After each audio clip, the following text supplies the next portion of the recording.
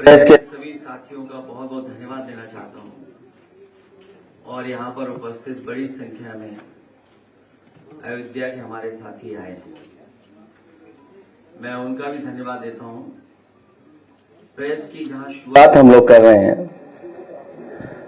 मैं अयोध्या से पूर्व में रहे विधायक मंत्री पवन पांडे जी से कहूंगा कि बहुत महत्वपूर्ण चीजें उन्होंने इकट्ठी की, उनके साथी सहयोगियों ने मदद की उसमें, वो जानकारी प्रेस को दे दें। और फिर कई और सवाल हैं जिन पर अगर प्रेस बात करना चाहेगी तो हम और आप लोग फिर बात कर लेंगे।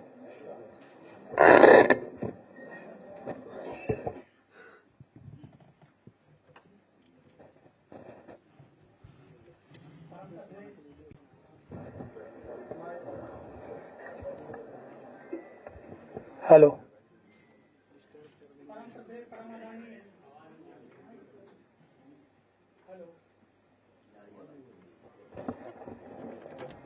हेलो। परम श्रद्धेय परम आदरणीय राष्ट्रीय अध्यक्ष जी, आदरणीय शिवपाल सिंह यादव जी, नेता प्रतिपक्ष आदरणीय माता प्रसाद पांडे जी, प्रदेश के अध्यक्ष आदरणीय श्यामलाल पाल जी, उपस्थित मीडिया के सम्मानित बंधुओं एवं अयोध्या विधानसभा क्षेत्र से और महानगर क्षेत्र से आए हुए सैकड़ों की संख्या में अयोध्या विधानसभा के सम्मानित नेता एवं पदाधिकारीगण एवं पीड़ित परिवारगण भी, मैं अपनी बात शुरू करना चाहता हूं। सर्वोच्च न्यायालय का फैसला आने के बाद लगातार अयोध्या में जमीनों की कालाबाजारी, जमीनों की अवैध रूप से खरीद फरोख्त और जमीनों की लूट भारतीय जनता पार्टी के संरक्षण में, अधिकारियों के संरक्षण में और सत्ता के संरक्षण में लगातार अयोध्या में हो रही है। 5-6 मामले हैं। सबसे पहला मामला है अयोध्या का रेंज फायरिंग स्थान का। एक बड़ा स्थान अयोध्या में 13,000 से ज्यादा एकड़ भूमि मिलिट्री के लिए, युद्धाभ्यास के लिए आरक्षित थी। आज उस जमीन पर प्लाटिंग हो रही है। जिस जमीन पर युद्धाभ्यास होता था, जिस जमीन पर मिलिट्री अपने रिहर्सल करती थी, गोला बारूद दागती थी, भारतीय जनता पार्टी के नेताओं ने वहां पर प्लाटिंग कर डाली है। देश के बड़े बड़े उद्योगपतियों ने सत्ता के संरक्षण में वहां पर जमीन ले ली है। और हम और अयोध्यावासी इस बात से बहुत चकित हैं कि अयोध्या में ऐसा कौन सा आपातकाल आ गया था, अयोध्या में ऐसी कौन सी विषम परिस्थिति पैदा हो गई कि जहां पर मिलिट्री सेना युद्धाभ्यास करती थी, वो जमीन उद्योगपतियों को और भाजपा के नेताओं को बेच दी गई। भाजपा के नेता वहां पर प्रॉपर्टी डीलर बनकर प्रॉपर्टी डीलिंग का काम शुरू कर दिए। देश के नामी गिरामी उद्योगपतियों ने वहां पर जमीन ले ली। भारतीय जनता पार्टी अयोध्या के विधायक हैं वेद प्रकाश गुप्ता, श्री वेद प्रकाश गुप्ता, बहुत भारी मात्रा में जमीनें उन्होंने वहां खरीद डाली, बहुत भारी मात्रा में। पूरा ब्लॉक की ब्लॉक प्रमुख हैं उषा सिंह जी, उनके बेटे शिवेंद्र सिंह, और देश के बहुत से बड़े बड़े उद्योगपति हैं, सीपी शुक्ला पूर्व विधायक। इन सारे लोगों ने और देश के बड़े उद्योगपतियों ने बहुत ढेर सारी सारी जमीनें खरीद डाली। अब आज वहां पर युद्धाभ्यास नहीं हो सकता और सरकार उसके बाद उस जमीन को फ्री करने जा रही है। एक ग्राम सभा की जमीन, जिस जमीन को उद्योगपतियों ने लिया, देश के सर्वोच्च उद्योगपतियों ने लिया, आज वो ग्राम सभा युद्धाभ्यास क्षेत्र से बाहर की जा चुकी है। सरकार ने आज तक ये नहीं बताया कि अयोध्या में ऐसा कौन सा आपातकाल आ गया था कि उद्योगपतियों को जमीन दी जा रही है जहां पर सेना अभ्यास नहीं करेगी। वहां पर घर नहीं बन सकता, पहले आदेश था घर नहीं बन सकता, मकान नहीं, दुकान नहीं बन सकता, लेकिन आज वहां पर प्लाटिंग हो रही है, ढेर सारे मकान बन गए। तो मैं इस बात का खुला आरोप लगा रहा हूं कि भारतीय जनता पार्टी उत्तर प्रदेश सरकार के संरक्षण में, भारतीय जनता पार्टी के संरक्षण में अधिकारी नेता सेना की जमीन पर प्रॉपर्टी डीलिंग कर रहे हैं और आज कोई सुनने वाला नहीं है। यह हाल है अयोध्या में सेना का। और उसके बाद बता दूं, जो 14 ग्राम सभाएं हैं, एक ग्राम सभा को किया है। 13 और ग्राम सभाओं को भी युद्धाभ्यास क्षेत्र से बाहर करने की पूरी तैयारी है, जिससे कि भारतीय जनता पार्टी के नेता और बड़े उद्योगपति वहां पर प्रॉपर्टी डीलिंग कर सकें, जमीन बेच सकें और पैसा कमा सकें।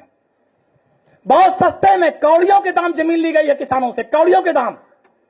उस जमीन का जो नेचर था वो सिर्फ ये था कि वहां पर किसान खेती कर सकता है, और जब सेना को युद्धाभ्यास करना होगा तो किसान अपनी जमीन खाली कर देता था।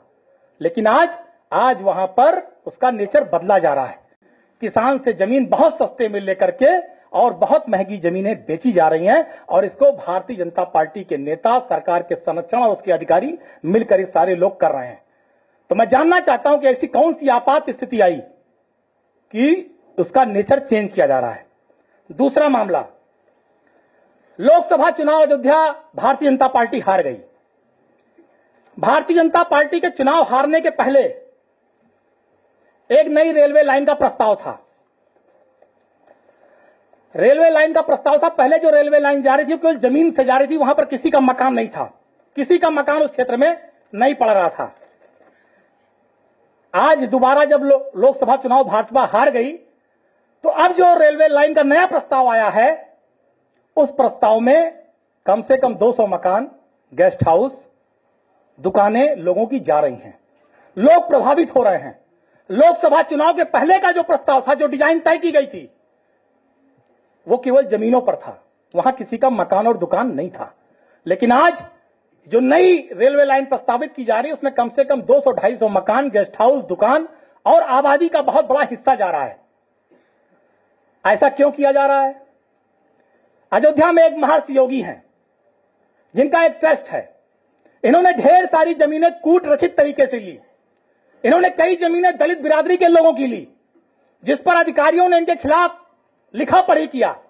इनके ऊपर मुकदमा दर्ज करने का बाकायदा आदेश हुआ, लेकिन मुकदमा दर्ज नहीं हुआ, कोई कार्रवाई नहीं हुई। उसके एवज में इस उत्तर प्रदेश सरकार के कई आईएएस और आईपीएस लोगों ने उनसे जमीन ले ली। प्रमुख सचिव से लेकर आईएएस से लेकर और लेखपाल तक ने जमीन ली है। अब नाम आप लोग पता कर लीजिएगा, सब ने जमीन ली है महेश जोगी से। और जमीन क्यों दी गई? कि रेलवे लाइन जो है हमारी जमीन से हटा करके जो आबादी है, जो गरीब मध्यम वर्गीय परिवार के लोगों ने मकान बनाया है, उनके मकान से रेलवे लाइन चली जाए और उनकी जमीन बच जाए। तो ये हाल है योगी सरकार के अधिकारियों का, ये हाल है योगी सरकार के अधिकारियों का। और जिन अधिकारियों ने रजिस्ट्री ली है जमीन की, सब हमारे पास है। अभी हम अपने राष्ट्रीय अध्यक्ष जी को सब सौंपेंगे। ये जमीनों की सारी रजिस्ट्री है हमारे पास। अभी अपने माननीय राष्ट्रीय अध्यक्ष जी को सौंपेंगे कि किन अधिकारियों ने महेश जोगी ट्रस्ट के काले कारनामे में साथ दिया और जमीनें उनसे लेकर ट्रस्ट बनाता कि हम शिक्षा का काम करेंगे, विकास करेंगे, और वो जमीन का काला कारोबार कर रहे हैं अयोध्या में। और अधिकारियों की सब अधिकारी, बड़े बड़े अधिकारी हैं अयोध्या में पोस्टेड थे, कुछ नहीं थे, प्रमुख सचिव से लेकर लेखपाल तक। किसी ने पत्नी के नाम, किसी ने साली के नाम, किसी ने ससुर के नाम, किसी ने साले के नाम, किसी ने सरहज के नाम, सब ने जमीन खरीद ली। और अब रेलवे लाइन गरीब के किसान के मकान पर जाएगी। ये काम भारतीय जनता पार्टी कर रही है। और जो हमने अभी बताया था युद्धाभ्यास वाला क्षेत्र, ये ढेर सारी रजिस्ट्री है, ढेर सारी। ये हम लाए हैं, सब पे अभी माननीय राष्ट्रीय अध्यक्ष जी को सौंपेंगे। इस रजिस्ट्री में भाजपा नेताओं का काला चिट्ठा है, विधायक का, ब्लॉक प्रमुख का, देश के बड़े उद्योगपतियों का, जितने भाजपा द्वारा पाले पोसे गए, पोषित किए गए, खाद पानी डालकर जो अयोध्या को जितने लूटे हैं, उन लूटने वालों की पूरी कुंडली इसमें है। अभी अपने माननीय राष्ट्रीय अध्यक्ष जी को हम सब सौंप देंगे। और हम चाहेंगे कि हमारे माननीय राष्ट्रीय अध्यक्ष जी इस पर निश्चित रूप से उनकी आवाज उठेगी, तो अयोध्या का जो गरीब और किसान है उसको निश्चित रूप से राहत मिलेगी। चौथा मुद्दा, तीसरा, आसिफ बाग उपरहार में ओवरब्रिज बन रहा है। वहां के पार्षद दुल्लू यादव आए होंगे, कहां हैं? पीछे, ठीक है। ओवरब्रिज का सही मुआवजा ही नहीं दिया जा रहा है। सैकड़ों परिवारों के 3-3, 4-4 मंजिला पूरे मकान जा रहे हैं, और उसके बाद पूरा बैठे रहिए, पूरा मकान जा रहा है, लेकिन सही मुआवजा किसी को नहीं दिया जा रहा है, किसी को नहीं दिया जा रहा है।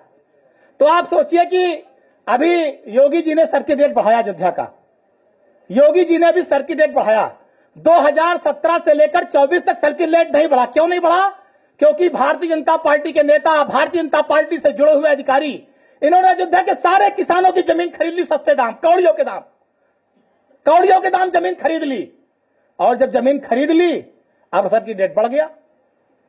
हमारे यहां एक अभिनंदन लोढ़ा आए हैं, अभिनंदन लोढ़ा, वो 1,80,00,000 रुपया बिस्सा जमीन बेच रहे हैं। उसका भी ज्ञापन हम लेकर के आए हैं। वहां का मामला क्या है? 4 नंबर, मामला नंबर 4 है ये तिहुरा ग्राम सभा का, आप लोग नोट कर लीजिए।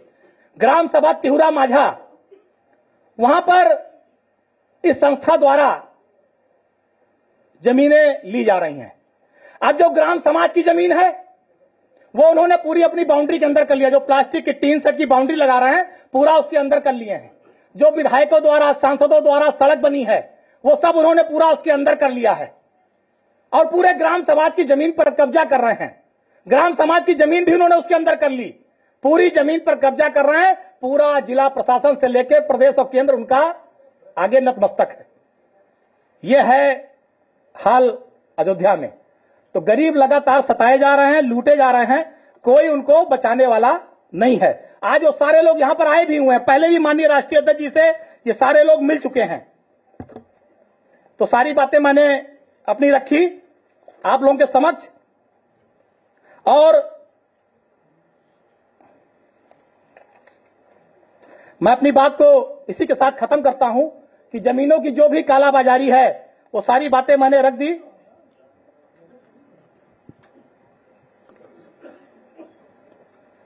बहुत बहुत धन्यवाद।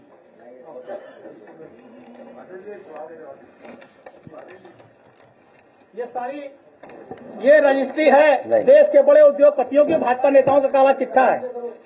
चलिए अध्यक्ष जी, महानगर अध्यक्ष जी, विधानसभा अध्यक्ष बता दीजिए।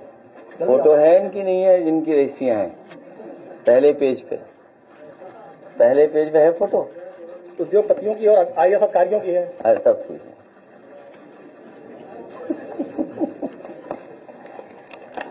चलिए, बहुत धन्यवाद।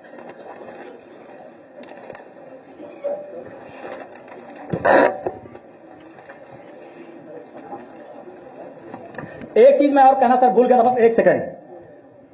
जैसे जो एक तिहुरा ग्राम सभा का मामला है, तिहुरा, सहनवाजपुर, 2-3 ग्राम सभा का मामला है। पहले भारतीय जनता पार्टी के जो नेता हैं वहां के और उत्तर प्रदेश के बड़े बड़े, ये आवास विकास सेवा नोटिस जारी करा देते हैं कि आवास विकास पूरी किसानों की जमीन को एक्वायर करेगा। पूरा नोटिस पहुंच जाता है एक एक आदमी के यहां, पूरा एक एक आदमी के नोटिस पहुंचा दी जाती है किसानों के यहां कि आवास विकास आपकी जमीन को एक्वायर करेगा। किसान बेचारा डर जाता है कि हमारी जमीन भी एक्वायर हो जाएगी। उसके बाद क्या होता है, बड़े बड़े उद्योगपति लग जाते हैं कि आवास विकास अगर तुमको 1 लाख रुपया देगा तो हम तुम्हें 3 लाख रुपया दे रहे हैं, अपनी जमीन हमको दे दो। और इस तरह से आवास विकास की नोटिस दिलाकर किसानों को डराकर भारतीय जनता पार्टी के सत्ता के संरक्षण में बड़े बड़े उद्योगपति किसानों की जमीनों को सस्ते में लेकर के और बहुत महंगे में बेच रहे हैं। यह भी प्रशासनिक अधिकारियों द्वारा और भारतीय जनता पार्टी के नेताओं द्वारा कालाबाजारी अयोध्या में की जा रही है। तो कौन मारा गया? किसान। अगर प्रभु श्री राम का नाम न ले तो पूरे देश में इनकी जमानत जब्त हो जाए। लेकिन मैं आरोप लगा रहा हूं आप सबके सामने कि जो अयोध्या में रहने वाली प्रभु श्री राम की प्रजा है, उसे ठगने, छलने और लूटने में भारतीय जनता पार्टी ने कोई कोर कसर नहीं छोड़ी है, कोई कोर कसर नहीं छोड़ी है। भारतीय जनता पार्टी अयोध्या को लूटने में, अभी जितने ठेके पट्टे हुए आपने देखा होगा, पहली बरसात में अयोध्या का क्या हाल हुआ। लगातार अयोध्या ठगी जा रही है, छली जा रही है, लूटी जा रही है। और जब आदरणीय अखिलेश यादव जी मुख्यमंत्री थे, हमने अयोध्या का विकास किया था। जो सड़कें हमने बनाई, जो चेंजिंग रूम हमने बनाया, जो अंडरग्राउंड बिजली का काम हमने किया, जो सीवर का काम हमने किया, आज भी वो बिल्कुल वैसा ही है, कहीं कोई कमी नहीं है। लेकिन भारतीय जनता पार्टी का काम 3 महीने भी अयोध्या में नहीं चल पाया। आज अयोध्या पूरी लूटी जा रही है, ठगी जा रही है, छली जा रही है। और ये सारे अयोध्या के लोग आज माननीय राष्ट्रीय अध्यक्ष जी के पास अपनी गुहार लगाने आए हैं कि इन भारतीय जनता पार्टी के लुटेरों से, जमीन लूटने वालों से, जमीन लूटने वाले अधिकारियों से, जमीन लूटने वाले भाजपा के नेताओं से हमारी अयोध्या को बचाइए। ये निवेदन और विनती करने के लिए आज हम सारे लोग अपने राष्ट्रीय अध्यक्ष जी के पास आए हैं। जय हिंद, जय भारत, जय समाजवाद। बहुत बहुत धन्यवाद। इकट्ठे पूछ लेना, बाद में सवाल पूछ लेना। व्यास जी को उनके पिताजी कहाँ है जो सुल्तानपुर में घटना हुई थी? सुल्तानपुर। ये पिता हैं उस इंजीनियर को जिसको मारा गया था, और किस तरीके से मारा गया था। हालांकि बहुत दुखद घटना थी, लेकिन पिता कुछ जानकारी जरूर देना चाहेंगे। 17/8/24 की घटना है। सुबह की है, 7 से 9 बजे के बीच की घटना है। मेरा लड़का संतोष कुमार अधिशासी अभियंता के पद पर सुल्तानपुर में कार्यरत था। सुबह 7-9 के बीच में दो उनके ही विभाग के अमित कुमार और प्रदीप कुमार, दो साथी आए, और लड़के हमारे अभी सो ही रहा था तो कमरा खुला करके और जाते ही उसके नाक या मुंह पर टेप लगा दिए, बेल्ट से पैर बांध दिए और दोनों हाथ पीछे करके बेल्ट से बांध करके और सीने पर चढ़ के निर्बल हत्या किए, पीट करके हत्या की है। सुबह की घटना है ये। तो ये हम चाहते हैं कि जो दोषी पकड़े गए हैं उनको जल्द से जल्द सजा होनी चाहिए। मेरा परिवार को सुरक्षा मिले, और हमारा जो छत हुआ है 5 करोड़ का डिमांड है, और एक लड़के की 2 क्लास की नौकरी की डिमांड हमारे तरफ से है। धन्यवाद। एक मिनट, एक पॉइंट और छूट गया था खाली सर, 1 मिनट। अयोध्या में हमारे करीब 15-20 लोगों के घर गिराए गए थे, जिसमें श्री राम आधार यादव, संतोष, गीता, वीरेंद्र और बब्बन, 5-7 लोग उसमें से आए हुए, बाकी लोग नहीं आ पाए थे। इनके मकान भी गिराए गए पूरे। फैजाबाद के डीएम कप्तान ने खड़े होकर बुलडोजर से इन लोगों का सारा मकान गिरवाया, और जिस मकान पर इनकी जमीन पर बना था मकान, पूरी जमीन भी कब्जा कर ली गई। मैं आज इस बात को आपके सामने इसलिए उठा रहा हूं कि जब सदन में हमारे सांसद श्री अवधेश प्रसाद जी ने इस बात को आपकी सदन में उठाया था कि अयोध्या में कोई ऐसा नहीं जिसको मुआवजा दिया गया हो, तो योगी जी ने यहां प्रेस किया था अयोध्या में, लखनऊ में, और पूरी सूची जारी की थी कि हमने इतना मुआवजा यहां दिया, इतना मुआवजा यहां दिया, इतना मुआवजा यहां दिया। और सदन में हमारे सांसद जी ने कहा था कि अयोध्या ठगी गई, लोग सही मुआवजा नहीं पाए।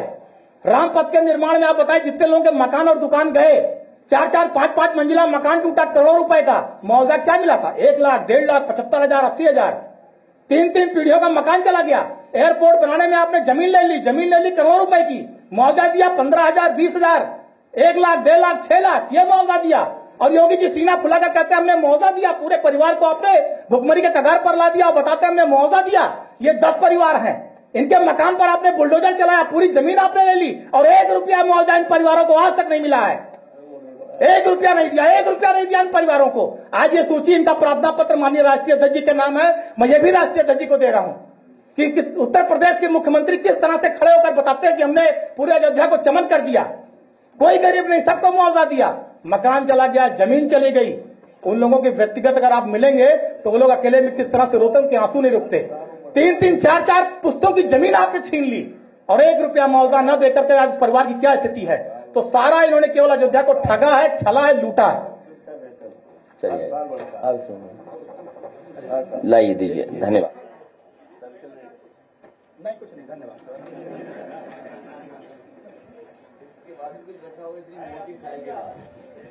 माननीय राष्ट्रीय अध्यक्ष जी, यहाँ उपस्थित सभी नेतागण, उपस्थित साथियों, अभी हमारे साथी पवन जी ने अयोध्या के बारे में बातें बताई। अयोध्या को लूटा जा रहा है। हम लोग अयोध्या को बचपन से बहुत देखते आए हैं, अभी हम आ रहे हैं। अभी इन्होंने बताया कि 14 गांव की 13,391 एकड़ जमीन जो नोटिफाई थी उसके लिए, फौज के लिए, उसमें डिनोटिफाई करके अब वो वहां लोगों ने, इनके लोगों ने जब खरीद लिया, भाजपाइयों ने खरीदा, तब उसको इन्होंने डिनोटिफाई किया, अब ये बेच भी सकते। जहां तक ये है, वही कानून व्यवस्था की स्थिति बहुत लचर स्थिति में, बदतर स्थिति में। आप जानते हैं संविधान ने हमें अधिकार दिया है कि हम स्वतंत्रता है हमें अपने जीने का, हम जीने की स्वतंत्रता हमें है, और अगर हमारी जिंदगी लेना है तो किसी विधि के अनुसार, जो संवैधानिक व्यवस्था है, किसी विधि के अनुसार हमारे ऊपर केस चलाकर हमें फांसी की सजा दी जा सकती है, किया जा सकता। लेकिन इस राज्य में ये व्यवस्था नहीं है, संविधान को ये मानते ही नहीं है। लगातार जिसको पाते हैं उसको इनकाउंटर का बहाना बनाते हैं। इनकाउंटर होता है आमने सामने, जब लड़ाई होती है तब इनकाउंटर होता है, दोनों तरफ से गोली लगती। आज लोग मारे जा रहे हैं, लेकिन पुलिस के लोग कहीं एक भी नहीं मरते हैं इनकाउंटर में। केवल गरीब को पकड़कर उसका हाथ पैर बांधकर पैर में गोली मारकर इनकाउंटर का दिया जा रहा है। कानून व्यवस्था की यह हालत है। अभी हम सुल्तानपुर खुद गए थे, सारे व्यापारी रो रहे थे। इसके साथ ही साथ रायबरेली हुआ। कहीं भी देखिए, गोरखपुर का अगर आप आंकड़ा देख लेंगे तो बहुत बड़ी डकैती और चोरी और जिलों के मुकाबले गोरखपुर में हुई है। जब हम आंकड़ा तो नहीं लाए हैं बतावें, जब माननीय मुख्यमंत्री जी अपने महल में, अपने मस्जिद के मंदिर में रहते हैं, तब वहां लूट हो जाती है। मुख्यमंत्री की उपस्थिति में गोरखपुर जिले में तमाम जगहों पर लूट हो जाती है। तो ये कानून व्यवस्था की स्थिति बड़ी लचर है। कानून व्यवस्था को सुधारने के लिए हम लोगों ने कहा था कि जब कोई घटना हो जाती है तब आप तो व्यवस्था करते हैं पकड़ने की, लेकिन ये घटनाएं होती ही क्यों है, इस पर सरकार ने आज तक कोई विचार नहीं किया। अगर इस पर अगर कार्रवाई हो, घटनाएं होने न पावे तो ये स्थिति न पैदा हो। कानून आंकड़े अगर हम बतावें तो अभी हमारी जो सरकार थी, अभी नया आंकड़ा नहीं आया, मैंने असेंबली में पढ़ा था, 2017 के बाद 2022 तक इनके जो आंकड़े रहे हैं वो जितने हमारी घटनाएं हुई थी हम लोगों के टाइम में, उसका चौड़ा और दूना हुआ है।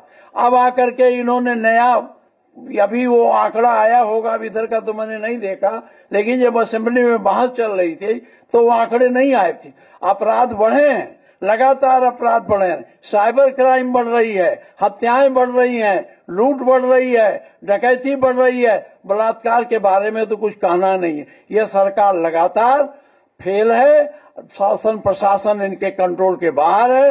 ये केवल एक चीज जानते हैं, बिना वैधानिक व्यवस्था के, बिना कानूनी व्यवस्था के घर गिरा दो, लोगों को गोली मार दो।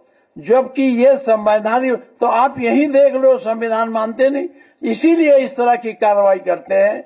मैं बहुत ज्यादा कानून व्यवस्था के बारे में पहले भी बोल चुका हूं, ज्यादा यहाँ हम आंकड़े लाए नहीं कि आपको आंकड़ा दिखावें, लेकिन कानून व्यवस्था की स्थिति आप रोज आंखों देखो।